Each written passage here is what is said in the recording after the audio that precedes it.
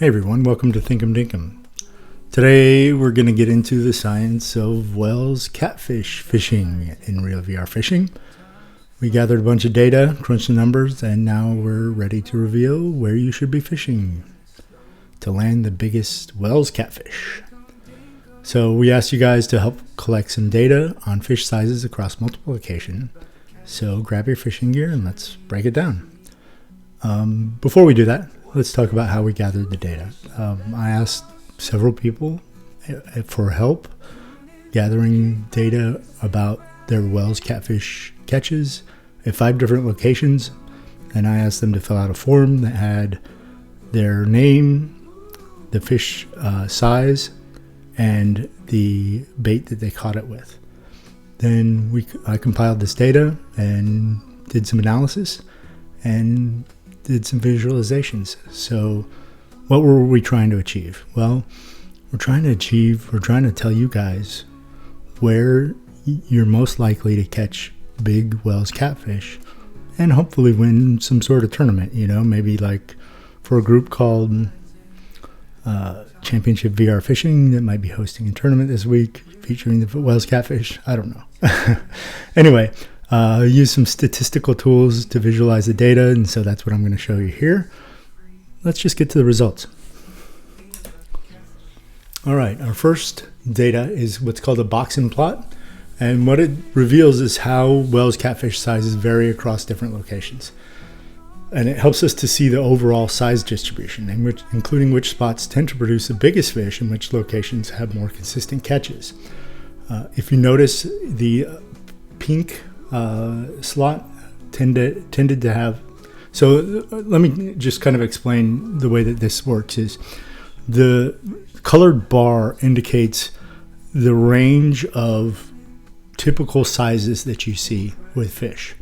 So you also have some diamonds that indicate outliers, right? Those are sizes that didn't necessarily fit what we would normally expect, right? So within the range of the color would be sizes that we normally expect from that location, and the diamonds would be out of the norm sizes.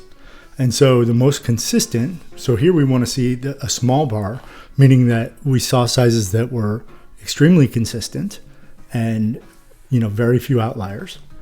And that one actually goes to Klein Ulster, although that's also one of the lowest average. The middle black gray bar indicates the average, the mean for all the fish that were caught, and it's not the lowest. Map 1, Europe Volume 2, Map 1, Ben Alistair had the lowest average fish size. The highest average fish size was Castle Anholt, but it also had the biggest distribution. So you're going to get fish that are all over the place, very inconsistent, but it also had some massive fish. If you notice, there are a couple of diamonds, 3 diamonds in fact, that are all above 97.5, which are they're bigger than any other fish caught at any other map. So obviously we can see that Castle Anholt has the most promising average sizes, and even though it shows a wider range and it had a lot of small fish, there are definitely some diamonds down there that are smaller than any other fish that we caught as well. The opportunity for really large fish seemed to really exist there.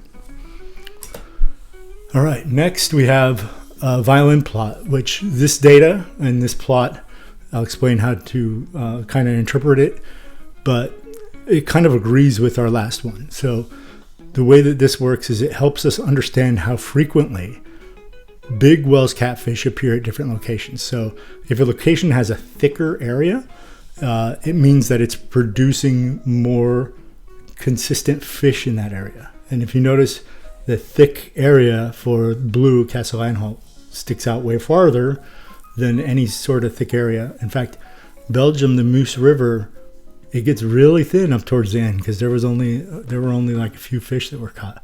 So Castle Anholt, not only did it have the biggest fish, it was a little more consistent with giving us those biggest fish as well.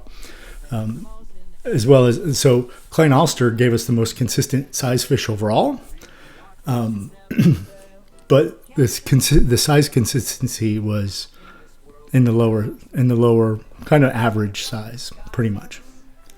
So this confirms that Castle Anholt was the higher density of big Wels catfish. So that should make it a prime spot for this tournament.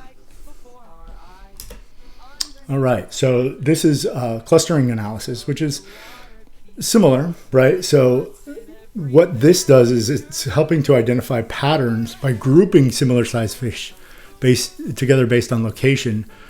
And so the more distinct the clusters, the clearer the fishing hotspots become. So this is really what clustering means, is we're grouping things that have the same size together so that the colors are more together. So if you notice, Castle Anholt had a bunch of really dark purples real down real low.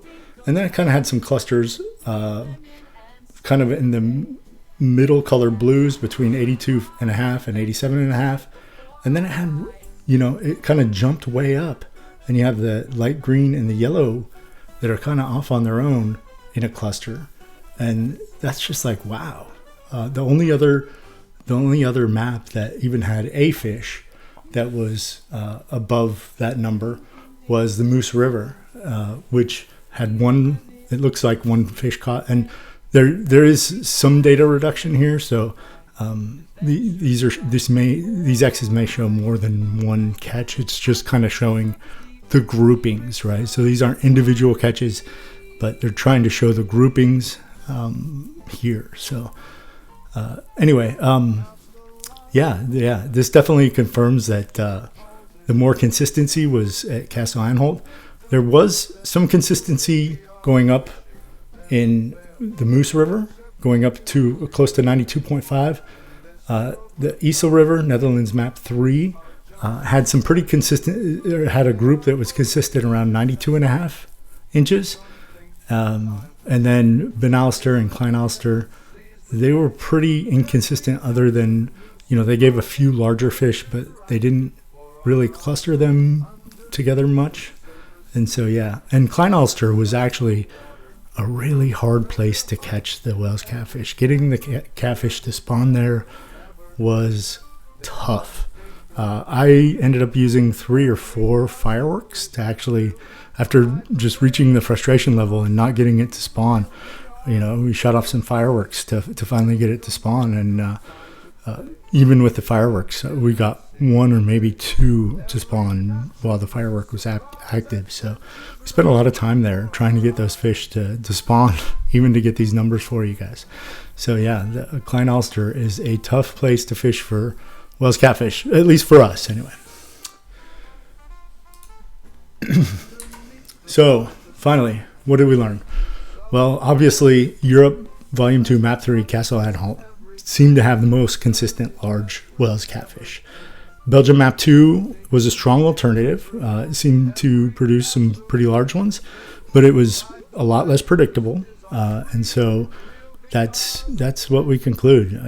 It sounds like Europe Volume 2 Map 3 is my choice for if you want to catch consistently big Wels catfish. I would probably say that's the one that it's showing right now. If we gather more data, it may show differently in the future. I want to thank everybody that helped me gather this data. There were a lot of people who participated, and it really was a community effort. And it's really awesome to see how data can improve our VR fishing experience. And this is something that I want to keep doing. I think that it was a lot of fun gathering the data, presenting the data, and working together. Even kind of on your own, just putting the data into the spreadsheet. Believe me, if you filled out the form, your data's in here.